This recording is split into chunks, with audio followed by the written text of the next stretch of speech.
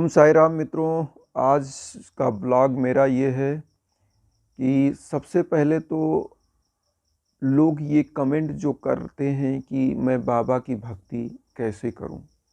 बाबा का अगर चमत्कार नहीं होता तो लोग नमस्कार नहीं करते। सबसे बड़ी चीज़ ये आप भी जानते हो कि नमस्कार उसी को करते हैं जिसका चमत्कार होता है। ये दुनिया बहुत सेल्फिश है।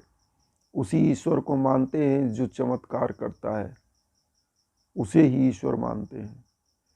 यहाँ पर सबसे चीज़ मिथक तोड़ते हैं। बाबा क्या कहते हैं? बाबा कहते हैं कि मेरी भक्ति करने से पहले आप अगर एक रोटी के मालिक हो, एक रोटी के, तो उस एक रोटी का चौथाई हिस्सा उन गरीबों को, उन जीव जंतुओं को आप दीजिए। आप मेरी भक्ति के काबिल हैं। तो बाबा का जो पहला मूल मंत्र है कि सबका मालिक एक है। तो सबका मालिक एक का मतलब मैं आपको उसी रास्ते पर ला रहा हूं कि भक्ति कैसे करें। मैं पूरी बात बताऊंगा, आप सुनते रहिए। तो यहाँ पर बाबा कहते हैं सबका मालिक एक। सबका मालिक एक का मतलब क्या है? कि बाबा कहते हैं कि जो वो परम पिता परमेश्वर है, बाबा ने वहाँ एक ही बात कही है कि सबका मालिक एक। इशारा किया है कि वो जो परम पिता परमेश्वर है, जिसने पूरी सृष्टि की रचना की, आपकी हमारी पूरा समाज बना, वो परम सत्ताधारी वो कौन है? वो अंश मात्र आप हैं, हम हैं, उसी सत्ता के अंश मात्र हैं। और उसी के अंश से ये पूरी सृष्टि के लोग बने हैं, पूरी सृष्टि बनी हुई है। और मैं आपको बता दूं, हर चीज़ में एक ऊर्जा होती है। आप पेड़ को देख रहे हैं, पेड़ हरा भरा है, एक ऊर्जा से संचालित है। आप हम एक ऊर्जा से संचालित है। वो ऊर्जा क्या है? आप कहोगे कौन सी ऊर्जा? ये जो शरीर है, जो ये 5 तत्व से ये शरीर बना है, छित जल पावक गगन समीरा, पंच तत्व से बना शरीरा। ये जो 5 तत्व, ये जो पार्थिव शरीर हमारा है, ये कुछ नहीं है, ये केवल साधन है। इसके अंदर वो जीव जो निकल जाता है, जिसके निकल जाने मात्र से शरीर मिट्टी हो जाता है, वो ईश्वर का कण है, वही ईश्वर है। इसीलिए गीता में भी लिखा है, आपने पढ़ा होगा कि नयनम छिद्रम शस्त्राण नयनम दहति पावका।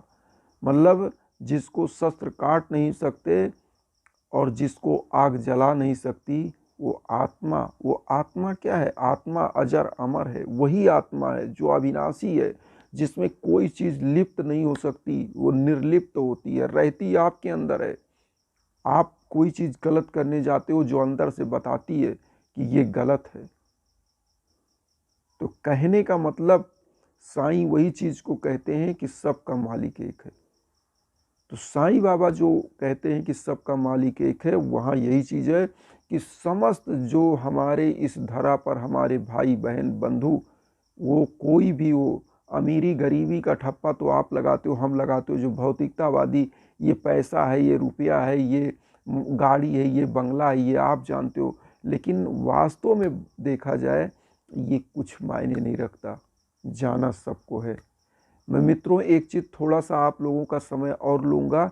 एक थोड़ा सा दृष्टांत बताऊंगा, उसके आगे बताता हूँ कि कैसे बाबा की भक्ति की जाए, कैसे व्रत किया जाए। मैं पूरा बताऊंगा, लेकिन वो दृष्टांत देना बहुत ज़रूरी है।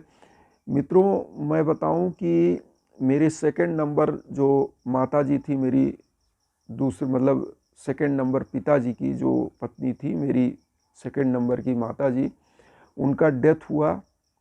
और अयोध्या हम लोग गए, और इसी कंधे पर मैं आज तक मैं आपको बताऊं कि मैं कभी शमशान नहीं गया। लेकिन उनकी जब मृत्यु हुई तो मैं पहली बार शमशान गया, और गया तो इसी कंधे पर बांस का जो क्या कहते हैं, गांव में टिकटी बोलते हैं, अर्थी बोलते हैं, अर्थी सब समझते होंगे।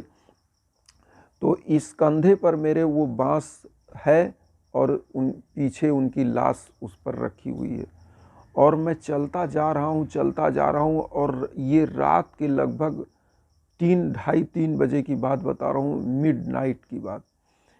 हम चलते चले जा रहे हैं एकदम सरजू में, अयोध्या में। और वहाँ साए साए साए साए एक सन्नाटा, रात का वातावरण, और कहीं शमशान की लकड़ियाँ, कहीं कुछ जले हुए हैं।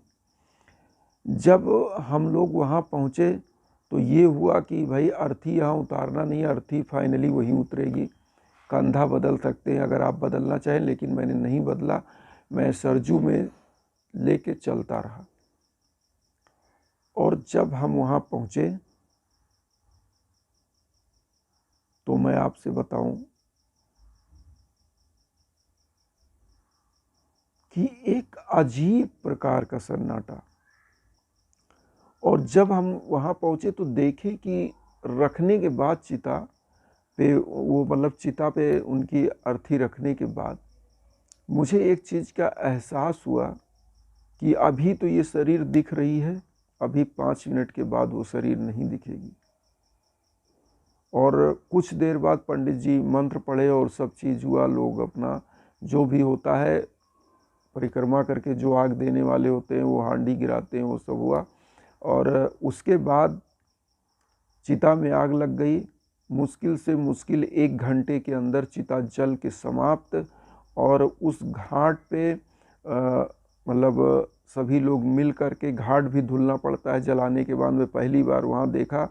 और वहाँ पे मैंने देखा कि उनकी राख, उनका एक भी शरीर की एक छोटी छोटी अस्थियाँ दिख रही थी सफ़ेद कलर की।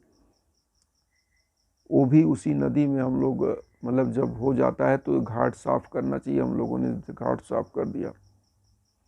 तो मैंने देखा कि कुछ नहीं है ये जीवन, किस चीज़ का अभिमान। अगर जीवन लगाना है तो भक्ति में लगाओ। बाबा कहते हैं गरीबों दीन दुखियों की सेवा करिए, उसकी उदर पूर्ति जिस दिन आप करोगे आप साईं भक्ति अपने आप पालोगे। तो यहाँ पर मित्रों मैं एक चीज़ और कहूँगा कि साईं बाबा की भक्ति करनी है तो गरीबों दीन दुखियों की सेवा करिए, क्योंकि बाबा का पहला काम, अगर आप बाबा के भक्त हैं तो बाबा भंडारा ही करवाते हैं जितने भक्त हैं उनके माध्यम से, और भंडारे के माध्यम से उधर पूर्ति ही होती है गरीबों दीन दुखियों सबकी। उनका प्रसाद जो होता है महाप्रसाद भंडारा, वही होता है मेन प्रसाद। तो कहने का मतलब यहाँ है कि उनकी सेवा करते हुए, गरीबों दीन दुखियों की सेवा करते हुए फिर अपने परिवार की सेवा करिए तो मेवा मिलेगा। और अब रहा सवाल बाबा का व्रत कैसे करें, इस पर आइए। बाबा का व्रत अगर आपको करना है तो बाबा के व्रत के लिए कोई मतलब किसी प्रकार का कर्म कांड उस तरह का नहीं करना, आडंबर युक्त कोई कर्म कांड नहीं है। बाबा का जो भी है वो सिंपल, एकदम सिंपल। आपको कोई साधारण से साधारण है। बाबा का आपको व्रत करना है, आप एक टाइम पीला भोजन कर सकते हैं, जैसे खिचड़ी बना लिया, कुछ भी बना लिया, एक टाइम आप पीला भोजन बाबा का। और पहला नंबर कि बाबा की पूजा कैसे करें। बाबा की एक छोटी सी आप क्या करें, फ़ोटो ले लें, फ़ोटो पीले वस्त्र पे आसन पे रख दें, और जिस संकल्प के साथ आप पूजा कर रहे हैं, जो चीज़ मांगना चाहते हैं, उस संकल्प को लेकर के 1 रुपये का सिक्का, 11 रुपये, 21 रुपये, 51 रुपये, जितनी आपकी सामर्थ्य है उतना रख के उस एक पीला कपड़ा हल्दी में खूब भिगो के बांध के रख दीजिए। और जिस दिन से व्रत आरंभ करिए, हर बृहस्पतिवार आपके पास अगर घी है तो घी का दीपक जलाइए, और अगर घी नहीं है तो तिल के तेल का दीपक जलाइए। तिल का तेल भी अगर आपको अवेलेबल नहीं है तो अगरबत्ती जलाइए, अगरबत्ती जला लीजिए, तिल का तेल जला लीजिए, घी जला लीजिए, सामने रख लीजिए। बाबा की जहाँ पे आप फ़ोटो रखेंगे सामने, वहीं पे दूरी पे आप रख दीजिए। और उसके बाद आप मार्केट में जाएंगे, साईं बाबा की व्रत की किताब मिलती है, इजीली अवेलेबल 8-10 रुपए की। आप वो किताब ले लें और उस किताब को में 4-5 कथा है, वो कथा आप पढ़ लीजिए, बाबा की आरती कर लीजिए। आप मुश्किल से मुश्किल 10 मिनट के अंदर, 15 मिनट के अंदर डेली साईं बाबा का पूजा कर सकते हैं। और मित्रों मैं आपको बताऊं, साईं सच्चरित्र आप पढ़िए, अगर पढ़ सकते हैं तो सप्ताह पारायण पाठ करिए, उसको उसी व्रत के बीच में अगर कर पाइए तो करिए, नहीं तो वो साईं बाबा की व्रत की कथा पढ़ लीजिए। और यही करने के बाद आपको कुछ नहीं है, बाबा को जो फूल अर्पित करिए वो भी पीला फूल, गेंदे का पीला फूल आता है, वो पीला फूल का माला चढ़ाइए, यही सब होता है और कुछ नहीं। बहुत सिंपल पूजा है। और हमेशा बाबा का ध्यान रखिए। आपको मैं मित्रों बताऊं, आज मैं बताना चाहता हूं, देखिए मैं जो भी पहनता हूं सब बाबा का ही धारण करता हूं। देखिए इसमें अगर आपको दिख रहा होगा तो साईं बाबा का, इसमें ओम साई राम, इसमें भी साईं राम लिखा हुआ है, तो इसमें आप देख सकते हैं। तो मैं तो सब कुछ बाबा के नाम की ही धारण करता हूँ। वो भी सिंपल है, ये अंगूठी शिरडी से ही मैंने ले लिया था। तो कहने का मतलब, मैं अंदर गले में माला धारण करता हूँ रुद्राक्ष की, वो भी मैं आपको दिखा दूँ, क्योंकि देखिए आडंबर कुछ नहीं। अगर आप ये भी धारण कर सकते हैं तो करिए, वरना ये भी धारण करने की ज़रूरत नहीं है। तो जो आपके अंदर है, इसी माले पे आप चाहें तो ये माला आप ऐसे निकाल लें और इस माले पर आप जाप भी कर सकते हैं बाबा की। ओम श्री साई नाथाय नमः करके ये 108 दाने का माला है, इस पे बाबा का आप जाप भी करिए। और ये जाप से आपको काफ़ी फ़ायदा होगा, क्योंकि आप बाबा के भक्त हैं तो आप ये सब चीज़ें कर सकते हैं। और अगर ये भी आप नहीं कर सकते, जाप भी नहीं कर सकते, तो बाबा का स्मरण करिए।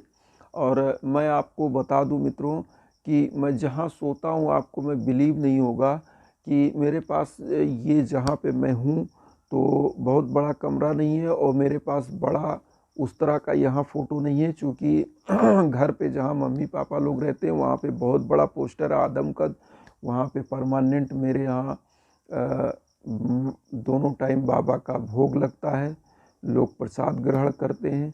इस तरह का काफ़ी कुछ आप भी कर सकते हैं। और सबसे बड़ा कि मन क्रम वचन से आप ईमानदार हों, गरीबों दीन दुखियों जीवों पर दया करने वाले हों, यही बाबा का है। और हर बृहस्पतिवार कोशिश करिए कि गरीबों को कुछ अन्नदान का वितरण करवाइए, अगर आप कर सकते हैं। नहीं कोई गरीब है तो गरीब को कुछ पैसे का भी मदद 10-5 रुपए आप कर सकते हैं। और वो ना करें तो कोई फल खरीद लें, कुछ पैसे का बृहस्पतिवार को फल बांट दें। इससे बाबा बहुत प्रसन्न होते हैं। आपकी मनोवांछित कामनाएं जो होती हैं, जो मन से आप मांगते हो, वो मुराद पूरी होती है।